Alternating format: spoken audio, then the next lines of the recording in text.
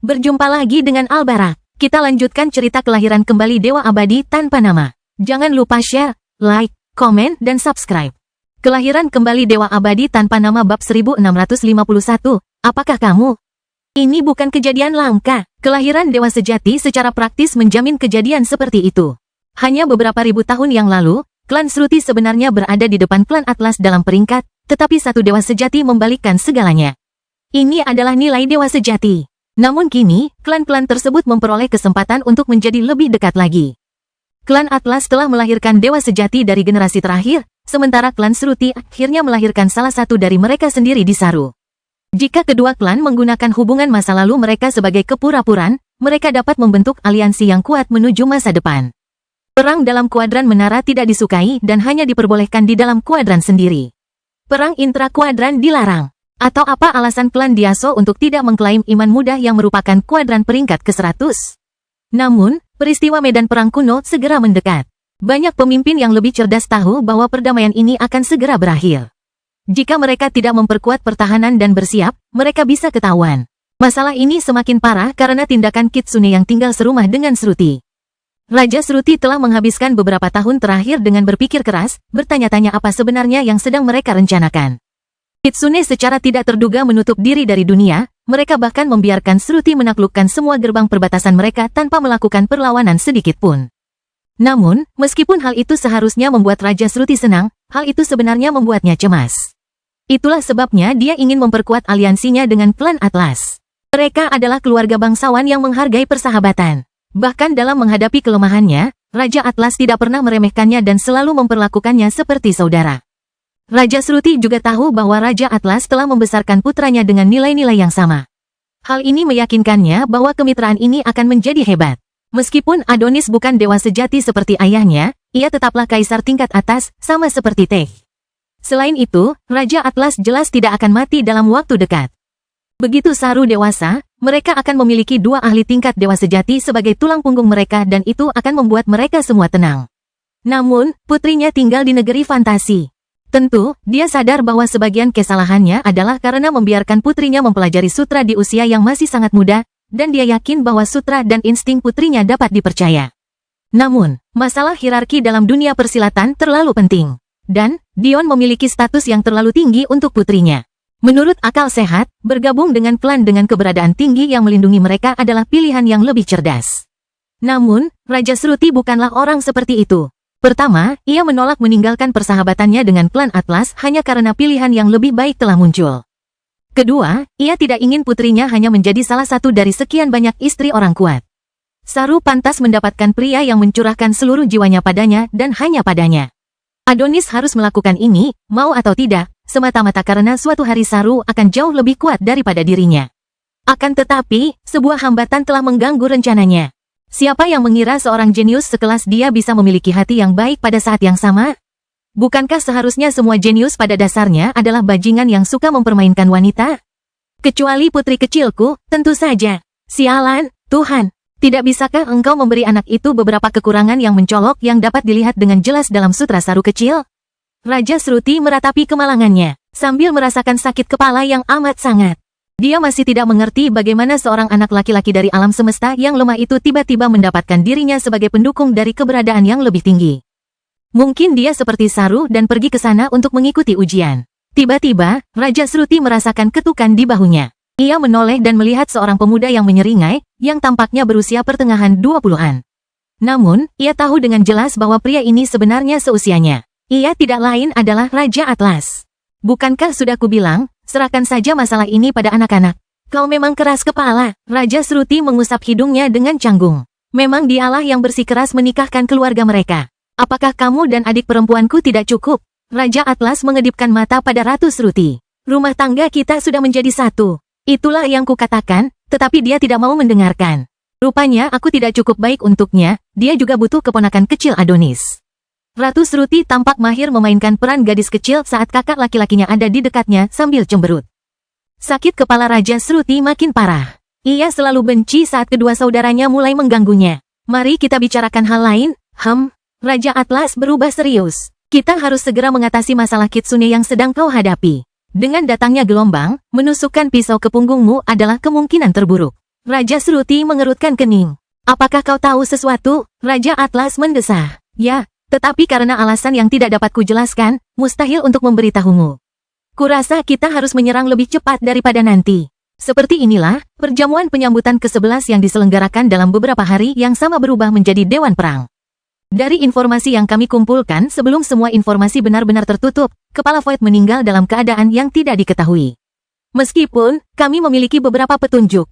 Raja Shruti berbicara, suasana menjadi serius. Karena ini adalah perjamuan ke-11 yang diadakan Raja Shruti, jumlah pesertanya berkurang drastis.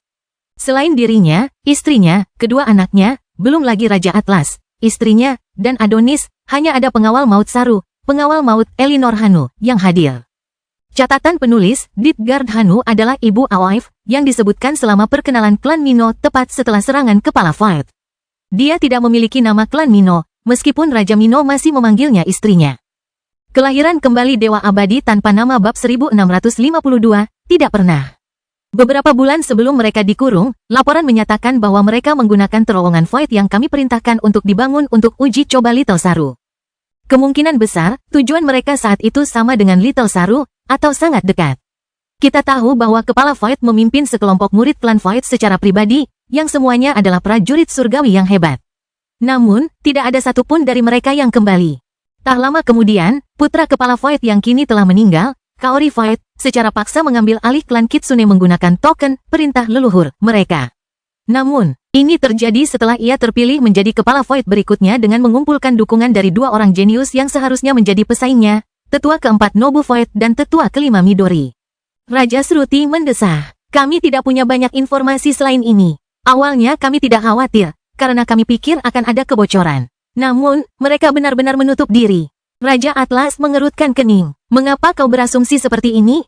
Tidak seperti dirimu yang melakukan kesalahan sembrono seperti itu. Raja Shruti menggelengkan kepalanya. Kaori Void adalah ayah dari Aki Void, seorang pemuda yang dipermalukan di depan umum dan diculik oleh pemuda lain yang mungkin pernah Anda dengar namanya, Dion Sacharo. Ah, Raja Atlas mengangguk mengerti. Kau tidak percaya bahwa seorang ayah akan menyerah begitu saja untuk menemukan putranya, tetapi Kaori lebih kejam dari yang kau duga. Benar, kupikir dia masih akan melepaskan beberapa antena dengan harapan menemukan putranya. Belum lagi fakta bahwa meskipun dia tidak mau, dua jenius klan Kitsune lainnya, Masako Heaven dan Jin Jikan, juga diculik pada hari itu. Kupikir dia akan menghadapi tekanan internal dari klan mereka juga, tetapi semuanya secara mengejutkan tetap bungkam. Ruangan itu tiba-tiba menjadi sunyi. Apa tujuan Dewa Sejati Sacharo menculik ketiga orang itu? Adonis menimpali. Tidak seorang pun di sini yang punya jawaban untuk pertanyaan itu. Pertanyaan itu konyol untuk ditanyakan. Namun, itu tidak sepenuhnya tidak berguna. Mungkin ada gunanya mencari tahu. Mungkin saja dia ingin menjadikan mereka mata-mata. Atau mungkin mereka disiksa karena tidak menghormati istrinya. Dion memang punya sifat pemarah dalam hal melindungi wanitanya. Teich tertawa. Sudah terlambat untuk menggunakan mereka sebagai mata-mata sekarang. Kitsune akan bodoh jika menerima ketiganya sekarang. Kemungkinan Dewa Sejati Sacharo juga terkejut dengan tindakan mereka. Dia kehilangan kesempatan untuk memanfaatkan mereka berkat tindakan tegas Kaori. Kata Adonis, Kaori ini tidak boleh diremehkan. Raja Atlas mengerutkan kening. Kita tidak bisa membiarkannya mengambil inisiatif lebih lama lagi. Sudah sekitar 10 tahun sejak mereka menutup diri dari dunia. Itu tidak cukup waktu untuk perubahan drastis apapun dalam kekuatan absolut. Tetapi itu cukup waktu untuk perubahan dalam kekuatan fungsional. Kita tidak boleh lupa bahwa Kitsune adalah binatang buas tingkat tinggi. Mereka sedang mengalami sedikit kekurangan bakat saat ini, tetapi pada dasarnya mereka berada pada level yang sama dengan naga. Jika Kaori ini cukup percaya diri untuk memanfaatkan sesuatu yang langka seperti token itu berarti dia punya rencana lain. Tidak seperti binatang buas lainnya, warisan Kitsune belum terputus. Kita harus bekerja sama dengan mereka, atau kita hancurkan mereka. Tidak ada jalan tengah, jadi kita harus menyatakan perang. Raja Shruti memutuskan, tidak setengah hati juga. Jika masalah tidak ditangani sekarang, kita hanya akan menghadapi masalah lebih lanjut di masa depan. Membiarkan musuh menunggu waktu seperti ini adalah dosa terburuk. Klan Atlasku tidak dapat mendukungmu secara terbuka karena keterbatasan yang akan kami hadapi hingga titik balik itu tiba, tetapi dukungan dasar bukanlah hal yang mustahil. Yaitu, kami akan membantumu mengembangkan Little Saru. Dia harus tumbuh kuat dengan sangat cepat. Sama seperti semua dewa sejati lainnya di zaman mereka, Saru baru saja keluar dan masih menjadi Santo tingkat pertama. Dia masih jauh dari membuat dampak meskipun dia berbakat. Dia perlu berkembang. Sebenarnya tidak perlu terlalu khawatir soal ini, kata Saru santai. Banyak alis terangkat ke arah Saru. Namun, gadis muda itu sendiri teringat kembali pada kenangan dari 20 tahun yang lalu. Seorang pria muda, berlutut di hadapan dua wanita cantik, mengucapkan janji yang terus terngiang di telinganya hingga hari ini. Setelah itu, pria muda itu menjadi sangat marah. Dia mencabik-cabik musuh yang berani melukai kedua wanita itu seperti binatang buas yang tidak punya pikiran. Kenangan itu seharusnya membuat orang menggigil ketakutan, tetapi setiap kali Saru memikirkannya, dia tersenyum, ada kehangatan yang dalam menyebar di dadanya. Akan tiba saatnya tak ada yang berani mengancam kalian berdua. Itulah kata-kata yang diucapkannya. Kita bisa memulai perang, Saru melanjutkan sambil tersenyum. Tapi, karena mereka berani menyentuhnya, kita tidak akan menjadi orang yang mengakhirinya.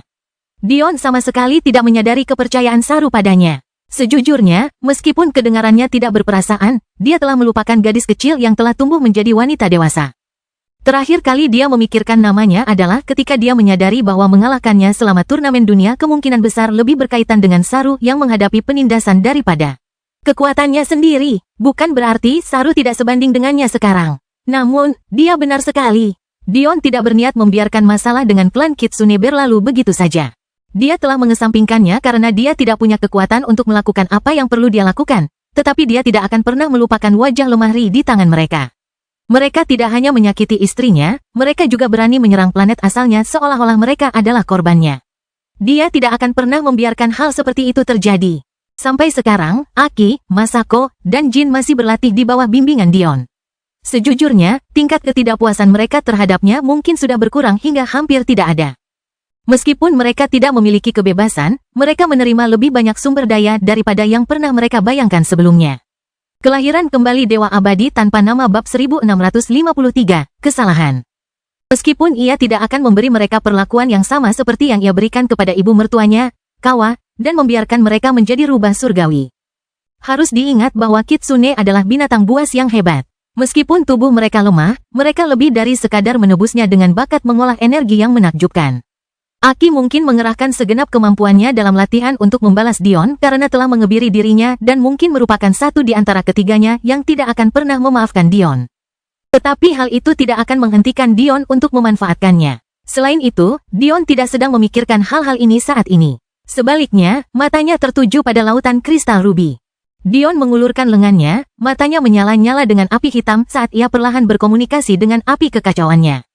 Hah, mata Dion membelalak kaget saat ia segera memadamkan api itu. Ia merasa jika ia ragu-ragu sejenak saja, ia akan kehilangan kendali sepenuhnya. Apa? Dia menduga keinginannya akan jauh lebih lemah di sini, jadi dia sama sekali tidak menggunakannya. Atau, lebih tepatnya, dia tidak melihat banyak gunanya menggunakannya. Namun, apinya sebenarnya begitu kuat sehingga dia hampir membunuh dirinya sendiri. Itu tidak mungkin. Kemauan spasialku sangat lemah di sini terakhir kali aku memeriksanya. Kerutan di dahi Dion semakin dalam. Salah satu hal pertama yang ia sadari ketika ia datang ke dunia ini adalah bahwa ki spasialnya lemah. Ia berasumsi bahwa, seperti hal lainnya, keinginannya lebih lemah di dunia ini. Apakah hanya apiku saja? Apakah karena tempat ini? Atau ada di mana-mana? Dion mencoba berkomunikasi dengan kemauan spasialnya, tetapi hasilnya mengejutkannya. Bagaimana? Kehendak spasialnya begitu kuat sehingga ia merasa dapat meninggalkan wilayah ini dan memasuki wilayah lain dengan sangat mudah. Bahkan, ia dapat berkedip lebih jauh di sini daripada yang dapat ia lakukan di dunia fana. Tunggu, apakah ini karena aku, atau karena Little Yin? Pemahaman kehendak spasial Dion bukan lagi miliknya sendiri. Sebaliknya, ia telah menghapus pemahamannya sendiri dan mengandalkan Little Yin. Masalahnya adalah bahwa bahkan dengan Little Yin di sisinya di alam fana, Dion dapat melakukan perjalanan lebih jauh tanpa Little Yin di sini. Itu tidak masuk akal. Pandangan Dion beralih ke lautan batu ruby. Apakah ini? Secara logika, memang harus begitu, kan? Apalagi yang berubah antara sekarang dan terakhir kali Dion mencoba menggunakan kehendaknya di dunia ini. Namun, ada yang terasa ganjil bagi Dion. Masalahnya adalah energi merah yang panas ini tidak merespons keinginannya. Nalurinya mengatakan kepadanya bahwa kekuatan keinginannya hanya terkait dengan dirinya sendiri dan tidak ada yang lain. Jika energi merah ini mengganggu, dia pasti akan merasakan perubahan fluktuasi ki. Namun, dia tidak merasakan hal seperti itu. Ada masalah lain juga. Saat ini, Dion dapat berdiri dengan nyaman di 350 juta jin. Namun, itu masih hanya mewakili 35% dari kekuatannya. Jadi, bagaimana mungkin dia dapat tampil lebih baik dengan kemauannya saat ini meskipun tidak memiliki 65% dari kekuatannya? Jantung Dion berdebar kencang. Tidak bisakah jiwaku tidak setidak berguna seperti yang kukira? Ada satu pengamatan yang Dion buat saat ia berada di dunia ini yang sangat menarik baginya. Saat ia menggunakan susunan ciptaannya, objek yang ia buat jauh lebih kuat di sini daripada di alam fana. Dion langsung mengerti mengapa saat ia menyadari hal ini. Blok bangunan medan perang kuno lebih kuat daripada blok bangunan alam fana. Baik itu pohon yang tumbuh, atau gunung yang terbentuk, atau bahkan tanah di bawah kaki mereka, semuanya jauh lebih kokoh di sini. Saat itulah Dion teringat dasar pemahaman kehendak. Seseorang menggunakan jiwa mereka untuk berkomunikasi dengan surga dan meminjam kekuatannya. Begitulah cara para pembudidaya menggunakan kehendak. Bagi Dion, masuk akal jika keinginannya lebih lemah. Hubungan antara ruang ini dengan surga sangat tipis, sehingga segala hal mulai dari kultivasi hingga pelaksanaan teknik menjadi jauh lebih sulit. Namun, Dion menyadari sesuatu. Bukannya surga di sini lemah, tetapi lebih karena surga di sini bukanlah surga yang biasa ia lihat. Surga di era kekacauan benar-benar berbeda dari surga di era manusia. Bahasa yang digunakannya berbeda, begitulah. Tetapi, apa yang tetap sama, dari awal waktu hingga akhir waktu, adalah kemauan. Bukan hanya pemahaman kehendak yang sama di era kekacauan. Blok penyusun energi yang digunakan untuk mewujudkan kehendak tersebut jauh lebih kuat di ruang ini, sehingga kehendak Dion menjadi jauh lebih kuat hingga taraf yang tidak senonoh. Satu-satunya masalah yang tersisa adalah mengapa Dion tidak menyadari hal ini sebelumnya? Bukan saja dia tidak menyadarinya, tetapi dia malah berasumsi sebaliknya. Apa yang berubah antara terakhir kali Dion menggunakan kehendaknya di dunia ini dan sekarang? Jawabannya sederhana, jiwa Dion telah menerobos ke alam Dao. Di masa lalu, jiwa Dion berada di alam surgawi. Faktanya, terakhir kali dia menggunakan kehendaknya di sini, dia baru saja memahami Ki Komet. Itu sangat jauh dari Ki planet yang sekarang dia miliki. Sederhananya, dia tidak diperlengkapi untuk berkomunikasi dengan kehendak dunia ini karena jiwanya terlalu lemah. Faktanya, fakta bahwa dia dapat berkomunikasi dengan kehendak sama sekali merupakan bukti betapa hebatnya bakat jiwanya. Saya benar-benar tertipu trik yang sama 2 kali. Dion hampir menamparkan dahinya sendiri. Awalnya dia pikir dia tidak bisa berkultivasi di dunia ini, padahal kenyataannya kultivasi jauh lebih sulit. Kemudian dia pikir menggunakan kemauannya di sini tidak ada gunanya, padahal kenyataannya kemauannya membuatnya menjadi makhluk terkuat di wilayah ini. Dia benar-benar percaya bahwa dirinya hanyalah umpan meriam di sini dan hanya bisa memerintah dari belakang, padahal kenyataannya dia seharusnya menjadi prajurit garis depan. Kalau saja Dion tidak memutuskan untuk menyelidiki batu jenis ruby ini terlebih dahulu, siapa yang tahu berapa lama waktu yang dibutuhkannya untuk menyadari kesalahannya. Kelahiran kembali Dewa Abadi tanpa nama bab 1654, Jalan. Surga tidak akan pernah menciptakan sesuatu yang tidak berguna. Jalan jiwa ditinggalkan di era kekacauan karena terlalu sulit untuk dikembangkan. Tetapi imbalan yang diterima seseorang pada akhirnya sama besarnya, jika tidak lebih besar, daripada yang akan diterima seseorang dari jalan lainnya. Surga suka bermain-main. Pikiran-pikiran ini terus terngiang di kepala Dion. Mengharapkan seorang kultivator mencapai alam Dao sebelum menuai hasilnya. Bukankah itu keterlaluan? Tidak. Mungkin lebih buruk dari itu. Jiwa Dion jauh lebih kuat daripada orang kebanyakan. Sejauh pengetahuannya, orang lain perlu memahami Ki Bintang sebelum mencapai levelnya. Surga terlalu kejam. Meski begitu, meskipun memikirkan hal ini, seringai di wajah Dion semakin lebar. Jalannya ke depan tiba-tiba menjadi lebih mudah. Dia perlahan memahami aturan permainan kuno ini. Yang tidak diketahui Dion adalah bahwa kesadaran ini bukanlah anugerah biasa baginya, melainkan akan menjadi pembeda antara ia akan mati muda dan bertahan hidup. Karena makhluk yang merasakan kilatan ki jiwanya tidak akan tinggal diam lebih lama lagi. Faktanya, tindakan Dion akan segera terungkap justru karena peristiwa itu. Waktu terus berlalu. Kini, Dion telah memasuki lautan batu rubi itu sendiri, rasa percaya dirinya jauh lebih tinggi daripada sebelumnya. Ia perlahan mulai memahami jenis batu di hadapannya. Seolah-olah pikiran Dion tidak pernah salah, batu jenis rubi itu sama sekali tidak berpusat pada api. Sebaliknya, batu itu adalah ki yang mudah menguap dan meledak-ledak yang mengingatkan Dion pada batu Aurora kuno. Sebelum Abraxus menjinakkan Aurora Ki pernah menjadi sangat ganas, belum lagi merah, seperti batu rubi ini. Salah satu keluhan terbesar Abraxus adalah bahwa Aurora Ki kehilangan sebagian besar kekuatannya setelah dijinakkan yang mengakibatkan jalur jiwa tetap lebih lemah dibandingkan dengan jalur lainnya. Namun, jenis batu ini bukanlah batu Aurora. Dari apa yang dapat dilihat Dion, batu-batu itu adalah batu yang meningkatkan potensi serangan. Bukan hanya kecepatan serangan, tetapi juga kekuatan. Awalnya, Dion ingin mengkategorikannya sebagai batu jenis ringan tingkat suci, tetapi karakteristik mereka terlalu berbeda. Pertama, batu jenis ini terlalu berbahaya untuk digunakan dalam skala besar, tidak seperti batu jenis ringan. Akibatnya, meskipun secara teori dapat meningkatkan kecepatan, tidaklah bijaksana untuk menggunakannya dengan cara ini. Sebaliknya, lebih baik untuk serangan singkat guna meningkatkan serangan yang ringkas dan tepat waktu. Selain itu, batu jenis ini memiliki karakteristik hancur atau hancur. Batu ini bekerja seperti energi nuklir dari dunia asal Dion.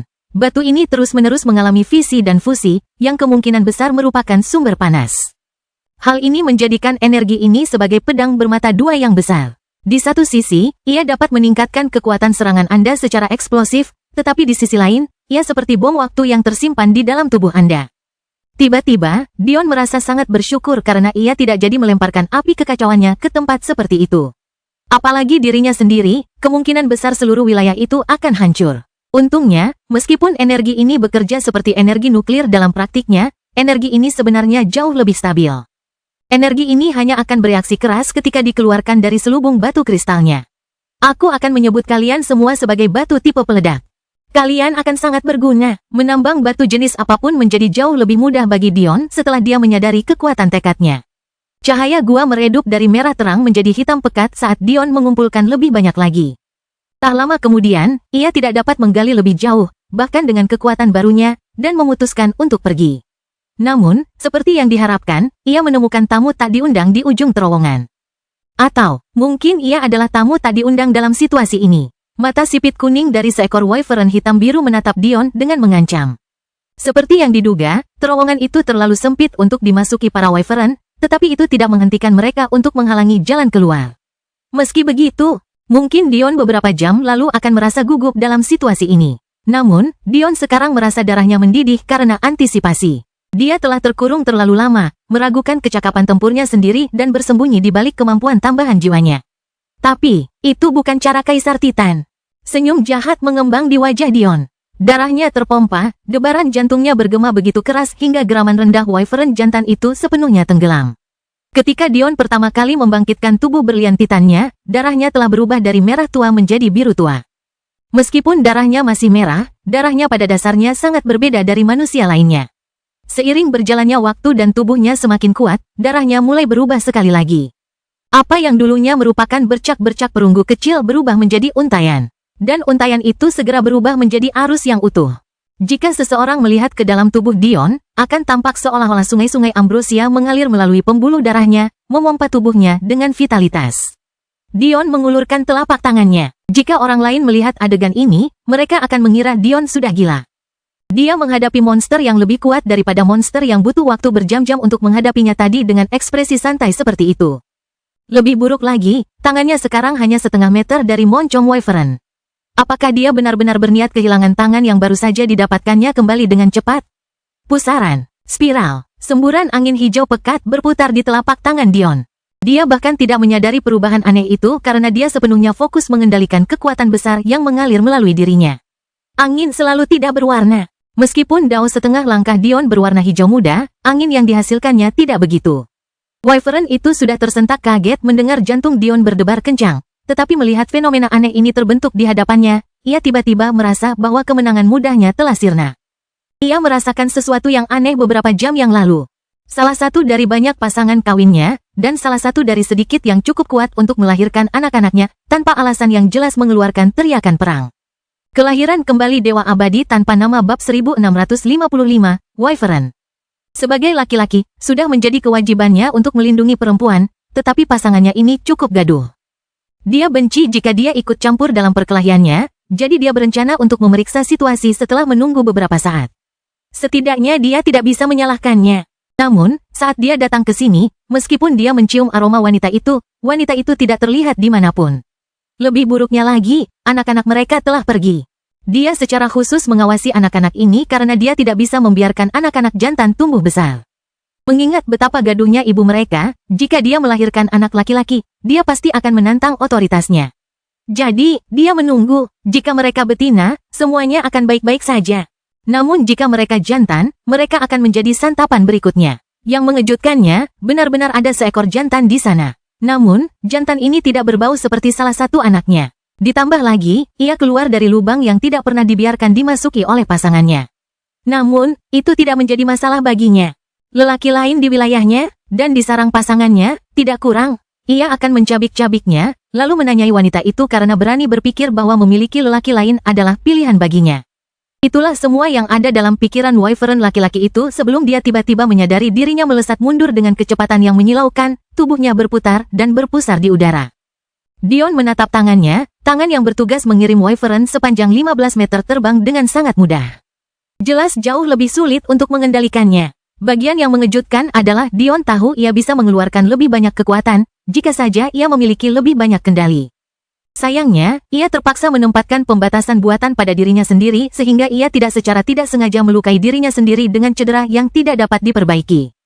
Dion membuat catatan untuk dirinya sendiri untuk hanya menggunakan teknik manipulasi Ki yang telah dikuasainya ke alam satu dengan diri sendiri. Whirl dan spiral keduanya termasuk dalam kategori ini, keduanya merupakan teknik manipulasi Ki kelas umum puncak. Whirl adalah teknik pemfokusan Ki yang memungkinkan seseorang untuk mengeluarkan sejumlah besar energi ke titik pusat yang rapat.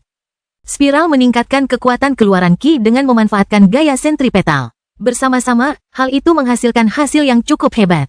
Namun, hal itu benar-benar menguji batas atas konsentrasi Dion. Namun, ini adalah keuntungan lain yang dimiliki Dion di dunia ini. Namun, keuntungan ini bukan karena dirinya sendiri. Karena tubuh utamanya saat ini berada di danau penenang, ia dapat melahap aliran kesadaran di sekitarnya untuk mengisi kembali energi mentalnya. Intinya, ia dapat melatih pengendalian Ki-nya tanpa batas, asalkan stamina jiwanya kuat. Ledakan, tubuh besar bersisik hitam biru milik Wyvern itu terbang dari mulut gua dan menghantam pegunungan. Karena material medan perang kuno sangat kokoh, organ dalam Wyvern jantan itu bergetar hebat, menyebabkannya memuntahkan berember-ember darah ungu. Dion melangkah keluar dari kandang dan terbang ke udara, angin hijau muda bertiup kencang di sekelilingnya dengan kecepatan yang menyilaukan. Jika ia dapat menerbangkan Wyvern sebesar itu, mempertahankan penerbangannya untuk sesaat bukanlah masalah besar baginya. Suara keras itu pasti akan membuat binatang buas lain di pegunungan ini waspada, tetapi Dion tidak takut lagi. Meskipun dia tidak akan mengklaim mampu mengalahkan setiap binatang buas di pegunungan ini sendirian. Dia yakin tidak ada satupun di sini yang dapat mengancam hidupnya, setidaknya tidak di kedalaman ini. Kalau begitu, dia mungkin juga akan membentuk Legion Wyvern. Tujuannya telah berubah. Sebelumnya, menaklukkan satu region dalam rentang waktu 2 tahun sudah cukup baginya. Namun dengan penemuan-penemuan barunya, ia tidak akan merasa puas bahkan jika ia menaklukkan 10 region dalam rentang waktu yang sama. Raungan Wyvern jantan itu mengguncang pegunungan. Ia melesat, melompat ke arah Dion dengan kecepatan yang mengerikan. Sialnya, keinginan spasial Dion melemah, membuatnya terhindar dari Wyvern yang mengamuk. Telapak tangannya terangkat ke depan lagi. Formasi kristal yang cemerlang muncul, berkilauan indah tepat di jalur Wyvern. Karena terbang mustahil di dunia ini, hampir mustahil mengingat prestasi Dion saat ini, Wyvern tidak memiliki kesempatan untuk mengubah arah. Mari kita coba ini, Ki yang kuat bangkit dalam tubuh Dion. Pada saat itu, Ki atmosfer menanggapi panggilan Dion, tunduk di bawah kehadirannya dan tunduk pada keinginannya. Wyvern itu menghantam dinding kristal, sosoknya yang menyedihkan terpantul ke belakang bahkan lebih cepat daripada saat ia datang. Jadi itu berhasil juga, menarik. Baru saja, Dion telah menggunakan konstitusi cermin peraknya bersama dengan Ki tipe tebal dan kehendak kristalnya untuk memantulkan kemampuan melompat Wyvern itu sendiri terhadap dirinya sendiri. Ki tipe tebal mampu memberikan konstitusi cermin peraknya peningkatan kemampuan yang tak terbayangkan sementara kehendak kristal mampu memperkuat hal-hal hingga ekstrim. Hasilnya adalah sesuatu yang bahkan membuat Dion merasa kasihan pada Wyvern yang saat ini menjadi kekacauan yang berserakan di banyak batu bergerigi. Tentu saja, hasilnya sangat hebat karena Dion menggunakan energi huruf tebal tingkat suci dan fakta bahwa kristal kehendaknya, sesuatu yang biasanya ia abaikan, jauh lebih kuat di sini. Dion telah berencana untuk menggunakan Wyvern untuk bereksperimen dengan kekuatannya lebih jauh, tetapi tampaknya Wyvern telah kehilangan kehebatan pertempurannya hanya dengan 2 serangan. Bagian yang menakutkan adalah bahwa Ki masih sangat sulit untuk dimanipulasi di dunia ini. Agak lebih mudah ketika Dion hanya fokus pada satu jenis, alih-alih mencoba mengumpulkan Ki konvensional, tetapi tetap saja itu sulit.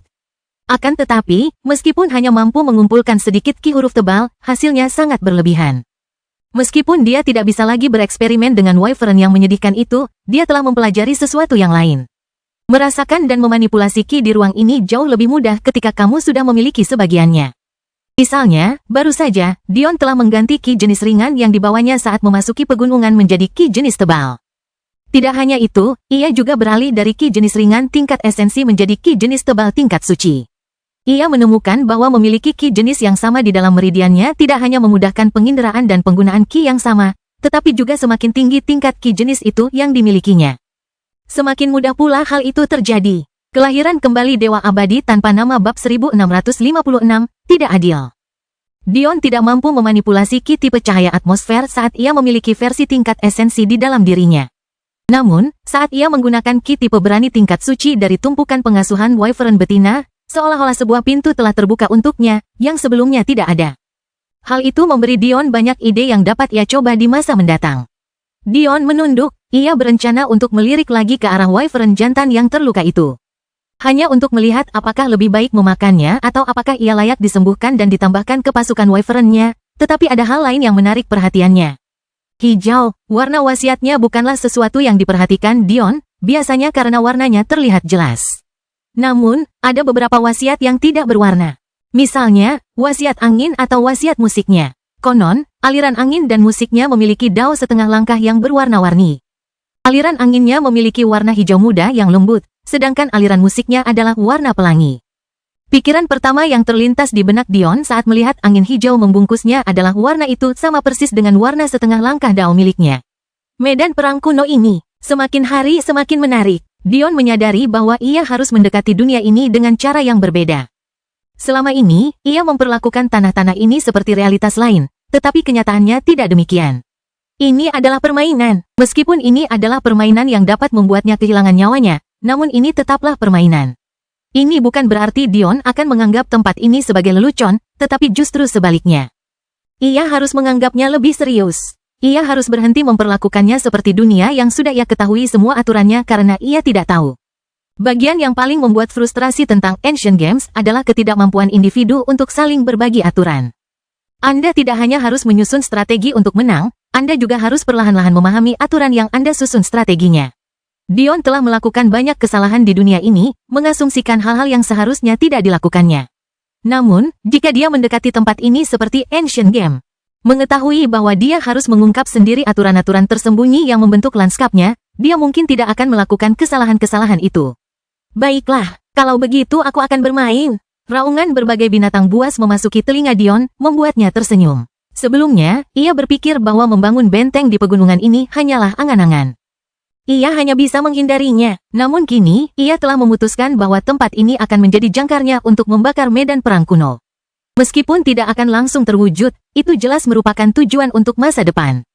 Dion mengirimkan perintah mental kepada ular kobra dan menjadi perunggu, memberitahu mereka untuk memakan sisa-sisa wyvern betina sepuasnya.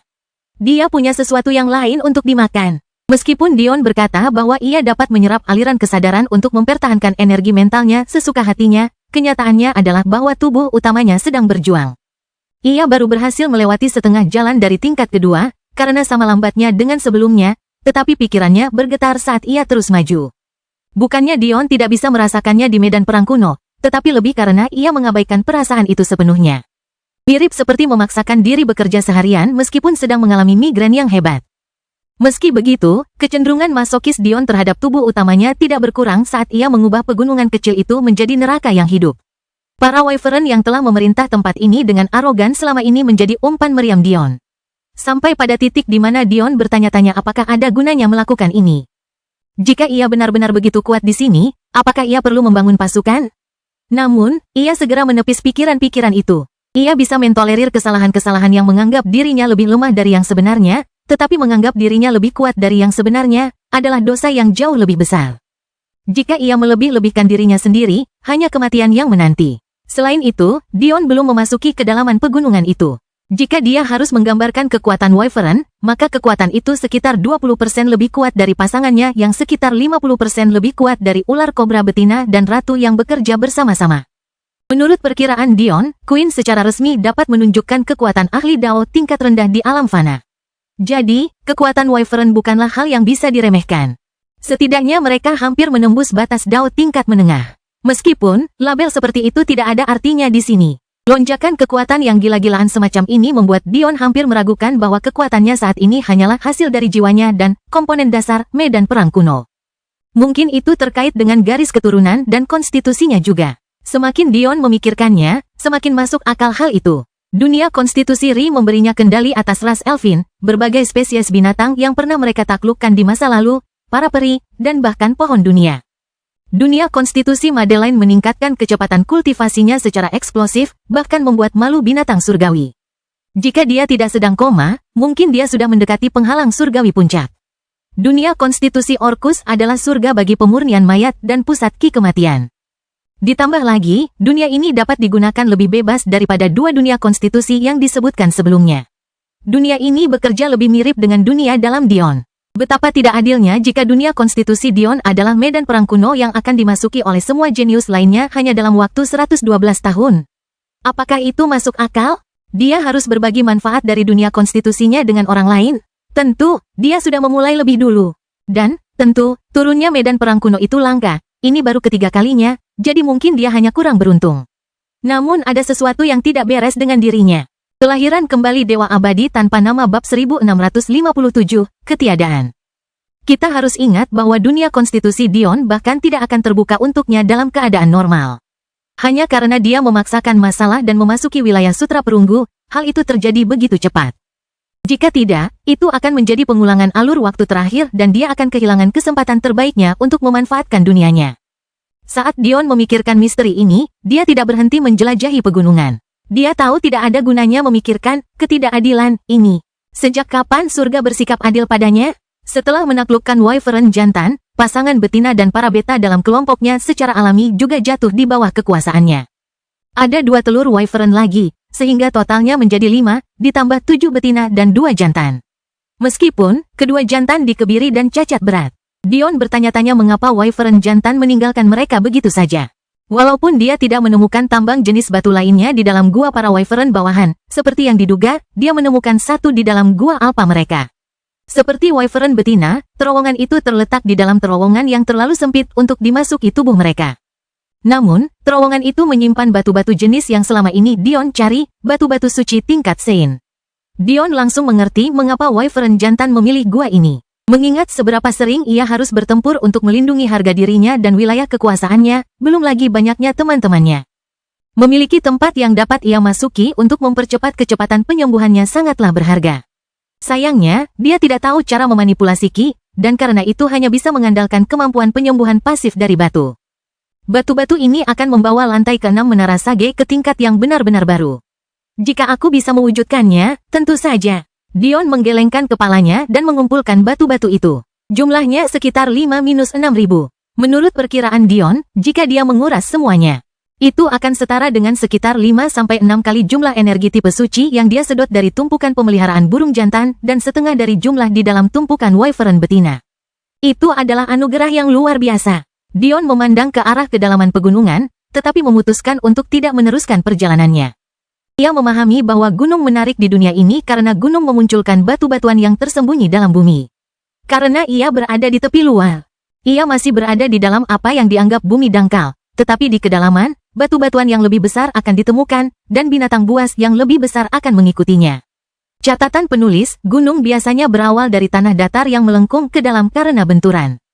Jadi, tepi luar pegunungan akan mewakili permukaan tanah datar, yang berarti batu-batu yang lebih berharga akan tersembunyi di dalamnya.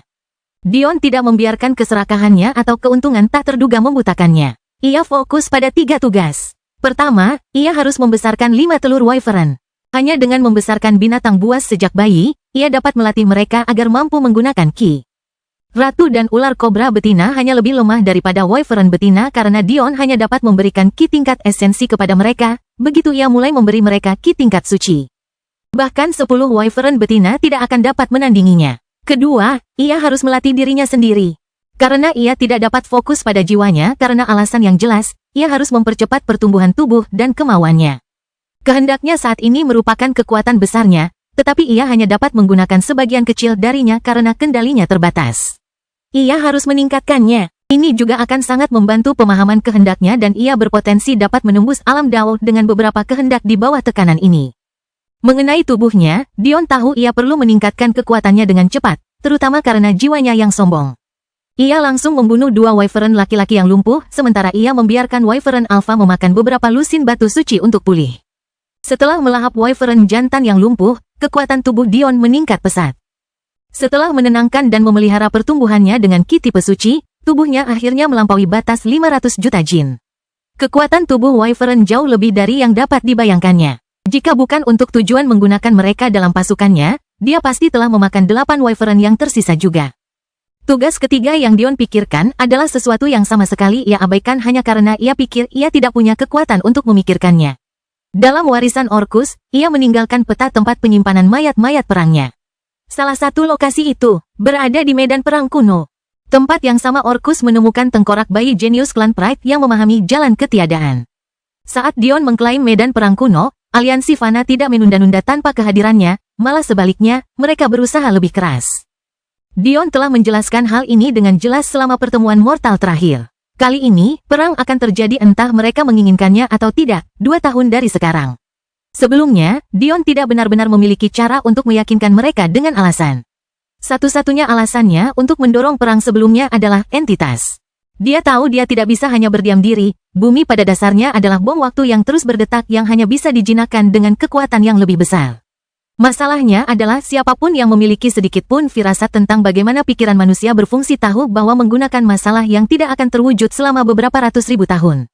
Sebagai katalisator tindakan tidak akan pernah berhasil. Karena cara Dion membentuk aturan Mortal Alliance, ia tidak bisa secara sepihak menyatakan perang sendirian.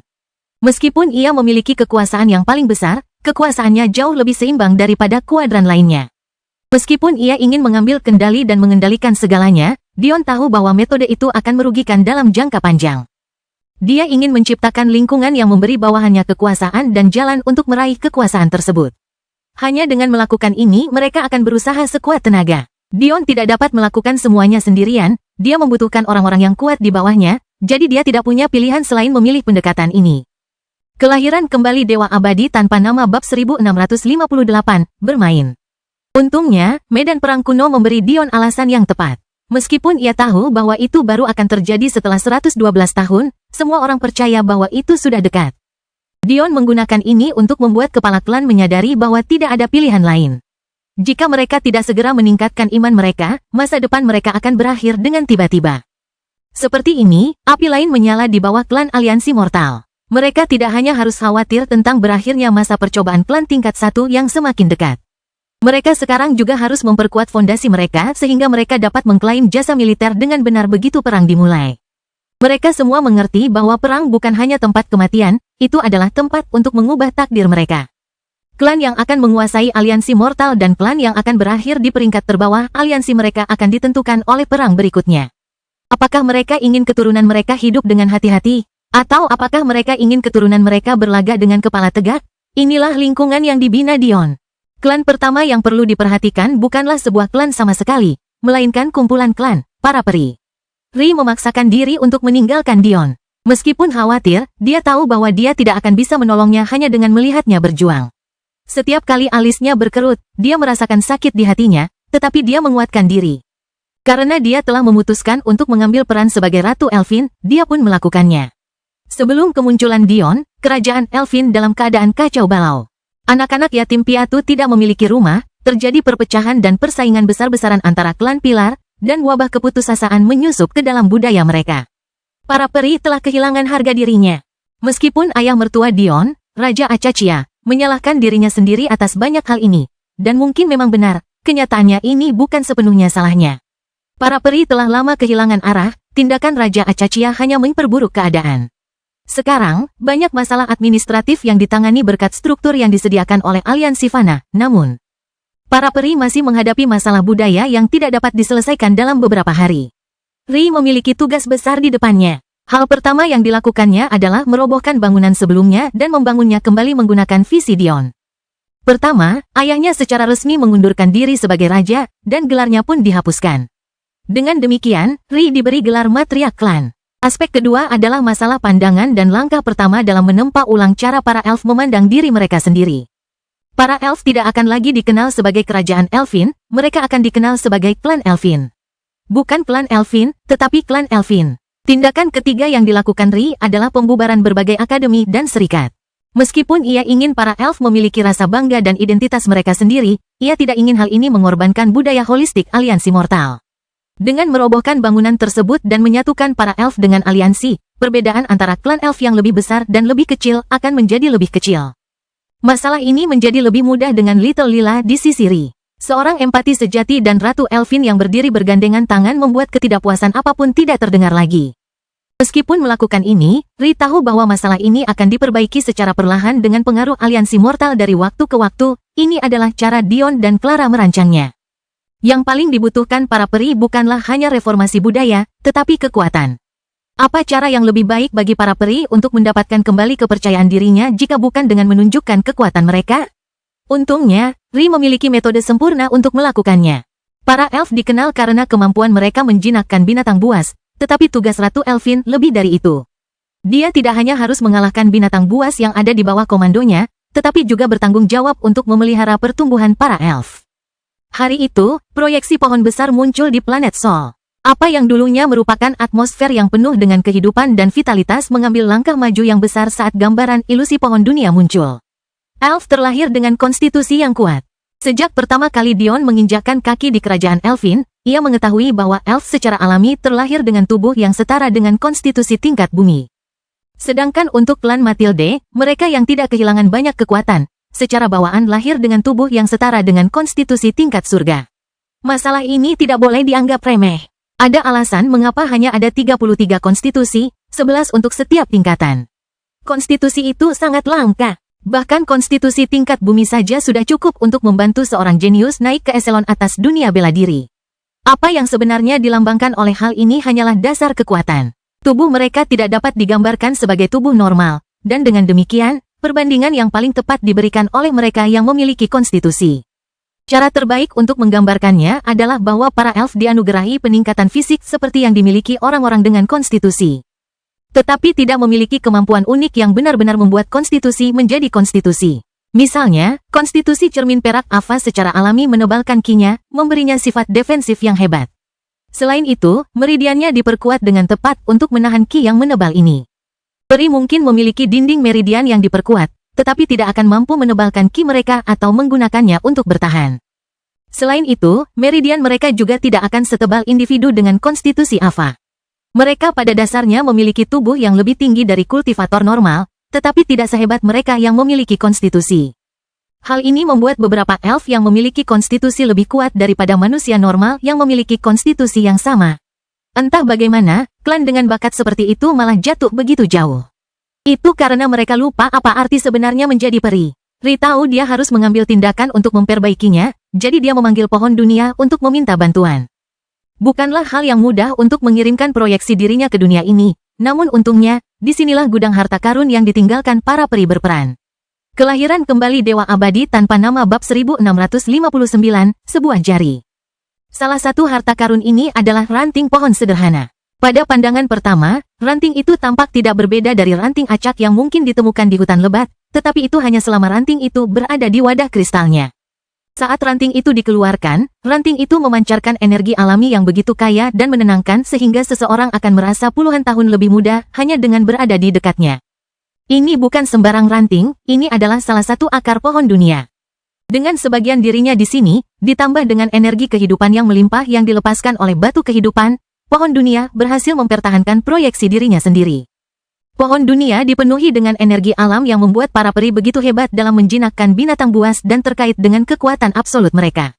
Sifat jiwa, itu adalah masalah yang hanya bisa direnungkan oleh makhluk tinggi. Bahkan Orcus, yang telah menjadi jiwa begitu lama, hanya berhasil memahami sebagian sifat jiwanya.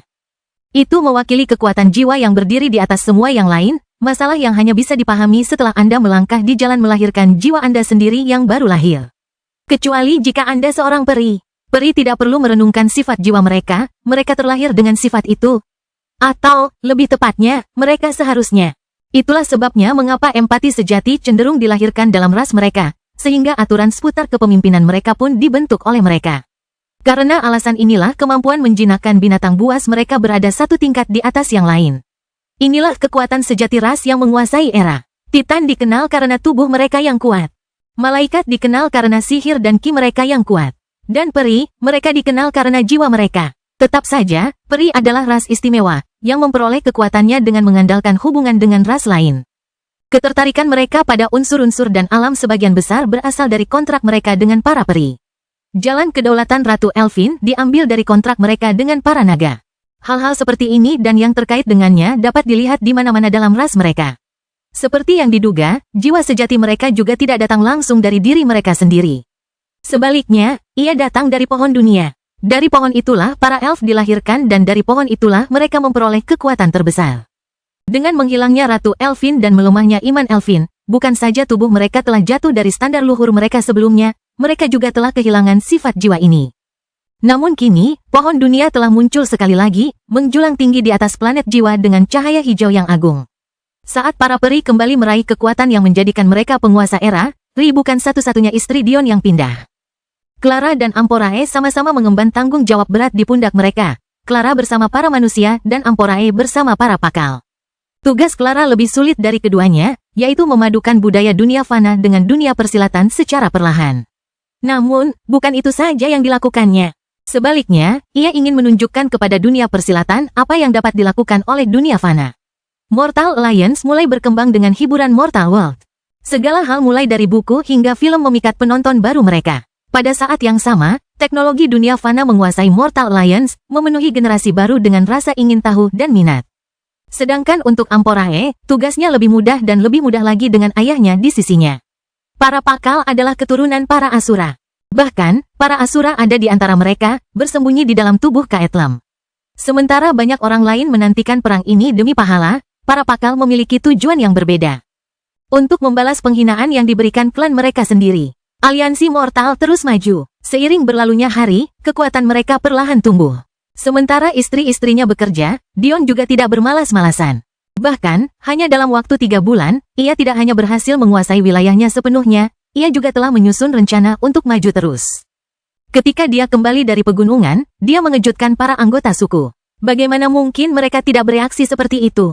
Pemuda yang mereka yakini memiliki pasukan monster yang lebih kuat dari yang mereka bayangkan ternyata kembali dengan 8 wyvern. Dengan ini, skuadron binatang buas Dion tidak hanya menggandakan kekuatannya. Setiap wyvern dapat membantai ular kobra jantan dan menjadi perunggu tanpa perintah Dion. Dan, bahkan dengan perintah Dion, mereka hanya akan mampu bertahan selama beberapa saat sebelum menyerah pada kematian yang tak terelakkan. Dan itu adalah 1 wyvern melawan 8 binatang buas jantan. Ini juga bukan satu-satunya hal yang penting. Dion menemukan total 5 telur wyvern. 3 telur pertama berasal dari wyvern betina yang sekarang sudah mati, tetapi 2 telur kedua berasal dari 2 wyvern betina yang berbeda. Hasilnya, Dion menemukan total 3 tumpukan pemeliharaan tingkat Saint. Meskipun 2 wyvern betina yang lebih lemah hanya dapat menghasilkan setengah energi tingkat suci yang dapat dihasilkan oleh wyvern betina asli, itu masih lebih dari cukup untuk tujuan Dion. Karena sifat lembut dari energi tumpukan yang memelihara, mereka paling cocok untuk mempersiapkan binatang buas dan manusia untuk memahami jenis ki. Berkat itu, ratu dan ular kobra betina dengan cepat menangkap ki jenis terang dan tebal tingkat suci, menyebabkan kekuatan mereka meningkat pesat. Sekarang, bahkan wyvern jantan tidak tahan lebih dari beberapa kali bertukar serangan dengan mereka. Dengan skuadron binatang buas di pucuk pimpinan, pasukan Dion melancarkan perang di seluruh wilayah. Meskipun kekuatannya sendiri meningkat pesat, Dion tidak perlu mengangkat satu jari pun. Seseorang mungkin mengira Dion akan terlebih dahulu menaklukkan semua suku inferior atas, lalu melanjutkan ke medial, sebelum akhirnya menyerang suku superior atas. Namun, ini bukanlah pendekatan yang diambil Dion. Ia merasa bahwa melakukan hal seperti itu membuang-buang waktu. Sebaliknya, Dion maju dengan agresif. Setelah menaklukkan 2 suku hulu rendah lainnya, ia langsung menyerang suku hulu tengah dan menyapu bersih keduanya. Kelahiran kembali Dewa Abadi tanpa nama bab 1660, lahir. Dengan menggunakan kendali suku atas medial atas suku atas inferior, masuk akal jika bawahan mereka akan tersapu di bawah kendali Dion. Dengan demikian, suku-suku yang diberi nama dan nomor di bawah mereka semua juga jatuh di bawah tinju Dion. Pertempuran yang terjadi dengan suku superior atas bahkan tidak layak disebutkan. Dion telah mempersiapkan diri dengan baik untuk mereka, membawa seluruh klan bawahan mereka di bawah sayapnya dan mengatur serta memperlengkapi mereka semua. Ia bahkan menjadi garda terdepan dalam serangan itu. Selain itu, Dion telah berencana menggunakan batu-batu tipe ledakan sebagai kartu truf terakhir jika keadaan tidak berjalan sesuai keinginannya. Namun siapa yang tahu bahwa suku superior atas yang perkasa itu rapuh seperti kayu mati. Meskipun mereka memiliki prajurit terbaik dan populasi terbesar di region tersebut, serangan para Wyvern terlalu berat untuk mereka tangani. Ada alasan mengapa mereka tidak berani memasuki pegunungan. Pada akhirnya, perang di wilayah ini hanya berlangsung sebentar karena medan hutan dan binatang buas. Hanya dalam waktu 1 bulan, Dion menaklukkan wilayah tersebut. Namun, dalam 2 bulan berikutnya, pekerjaan yang sebenarnya dimulai. Tugas pertama adalah membersihkan hutan.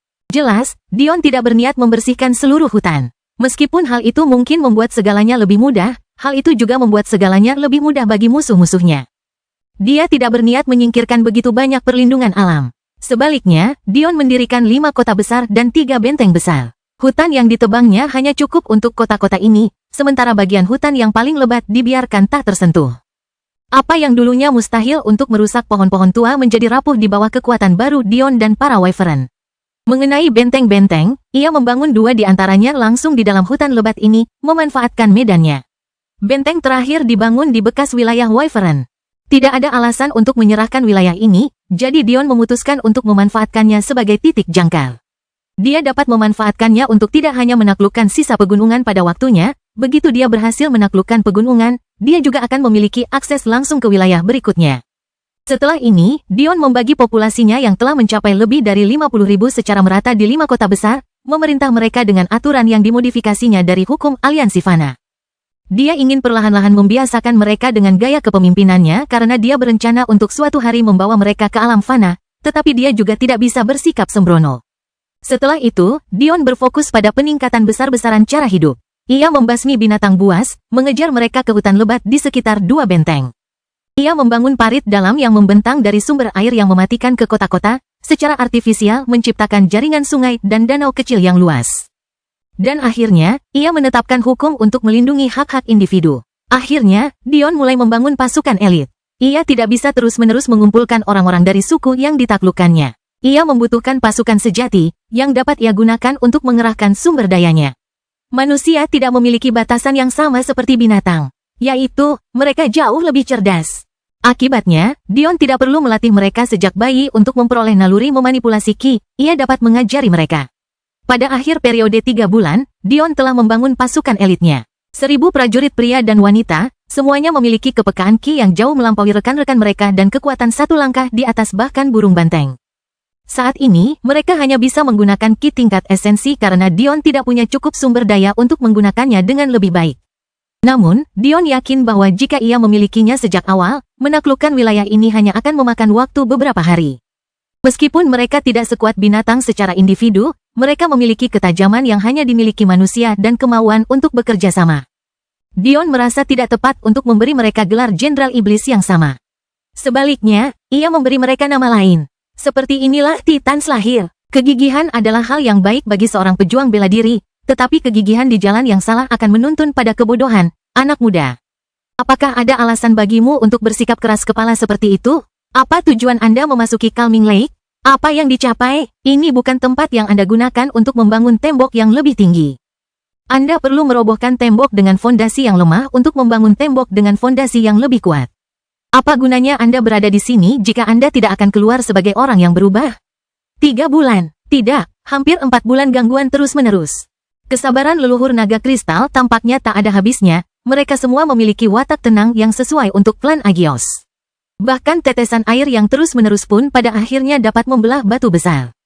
Dapat dikatakan dengan pasti bahwa Dion bertahan lebih lama di Calming Lake daripada orang lain yang seangkatannya, setidaknya dalam ingatan baru-baru ini. Bahkan Little Lila hanya bertahan selama beberapa minggu sebelum beristirahat. Namun, meskipun mengalami kesulitan terus-menerus selama hampir 4 bulan, Dion belum juga turun ke tingkat keempat. Ini bukan berarti Dion tidak mendapatkan manfaat sama sekali. Malah, dapat dikatakan bahwa ia mendapatkan manfaat yang sangat besar. Ia tidak lebih dekat untuk menjadi pria yang ia inginkan, tetapi simpanan energi mentalnya meroket. Awalnya, hal itu hampir tidak terlihat. Namun, semakin ia menahan serangan bertubi-tubi, dan semakin banyak aliran kesadaran yang ia lahap, semakin besar pula fokusnya. Energi mental, terlepas dari judulnya, bukanlah sesuatu yang mudah diukur. Seseorang dapat mengukur energi konvensional berdasarkan tahap kultivasi, atau keluaran kekuatan, atau bahkan kontrol, tetapi energi mental tidak dapat didefinisikan dengan mudah. Lebih buruknya lagi, energi mental tidak dapat dikembangkan hanya karena Anda menginginkannya. Energi mental hanya dapat ditingkatkan secara bertahap seiring waktu dan kegigihan. Cerita bersambung. Jangan lupa share, like, komen, dan subscribe agar tidak ketinggalan cerita selanjutnya.